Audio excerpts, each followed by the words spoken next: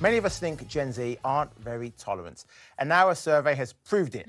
It's even shown they're less liberal than their parents or grandparents. It's being dubbed the rise of the yips, young illiberal progressives. Ooh. Channel 4 asked 13 to 24-year-olds their views, and it found that a quarter of Gen Z say they have very little tolerance for people with beliefs that they disagree with.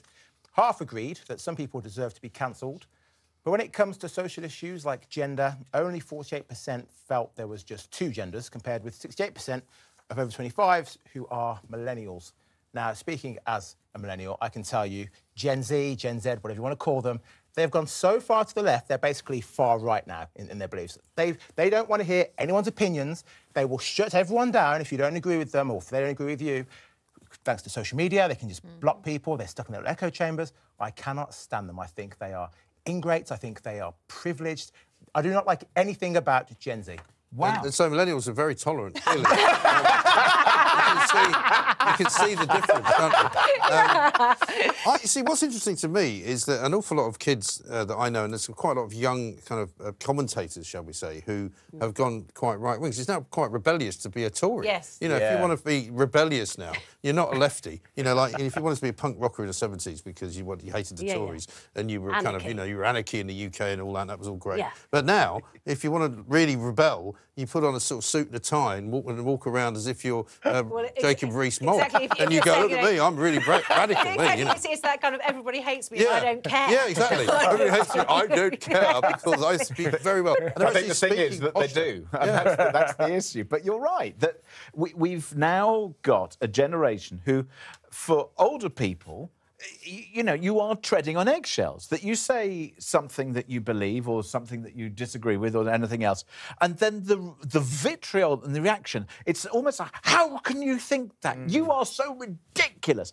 And you get this barrier. You can't have a conversation. You can't be perhaps educated. You can't have this discussion that maybe there's an element of grey here or that society is changing. And it's partly, I think, the educational system which has drummed stuff into younger people, and the art of debate, the art of conversation, the art of learning, the art of listening, but also the art of having almost, I don't know, pride and interest in where you come from. I mean, I describe myself as culturally Jewish, and I think that there are lots of great things about my upbringing, which are, you know, in some ways a little bit isolationist, but it's kind of how we were brought up, and there are things that I like. It doesn't mean that I can't and shouldn't listen and understand other people's cultures. Yeah. I want to, but I also want to have my identity, and that's part of who I am. Do you not think, though, that part of it is to do with that they're a product of so much more than just schooling and everything else nowadays? I mean, there was a story today in the papers about the fact that so many people wear headphones these days that nobody actually interacts with anybody else. And the point is that if you're downloading podcasts, it's so much easier now. You download podcasts that you want to hear, which actually, as you say, prop up your opinion that you've already decided which way you're going. So you listen to a podcast that actually confirms you in your view. Then you're on social media, which and you follow people who are confirmed in the same view. It's repeat echo chambers, isn't it? But that's what I'm saying is, so actually, you know, to say Gen Z that they're intolerant and it's, you know, and you know, they have no way of debating, it is partly to do with the fact that it makes it more difficult. It's not necessarily... They interact more now than my generation because we didn't have internet growing up. We didn't have Facebook and all these social things. They speak to more people globally than we could ever have done. Yes, but I'm saying that but if you're only talking to people in your echo chamber, whereas in the past, before all the social media, you know, you'd be reading different things. You'd pick up a newspaper, you know, whatever else. I think what you're saying is it's easier to be in an echo chamber now. It's so much easier. But there is the flip side, which is when things go wrong, when you disagree and you get cancelled by your peers, the pile-on is so huge. You know, and I've seen it with my teenagers when one kid has said, so a friend of one of my kids, a friend of one of theirs, was repeating some lyrics from a rap song in the corridor, and he was singing it to himself, and he inadvertently said the M-word.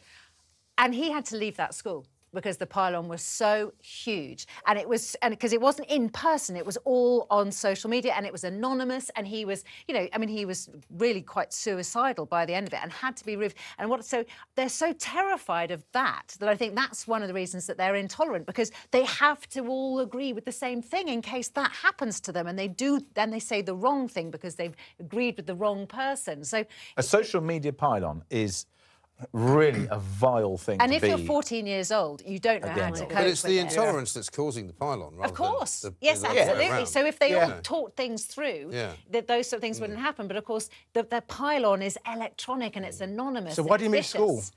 The pylon was electronic, it wasn't in its Because base. it was all coming from the school, and it was magnified by the fact that it was coming electronically, but it was happening at school as well. Right. And the only way he could move on from that was to be anonymous in a new school where nobody knew.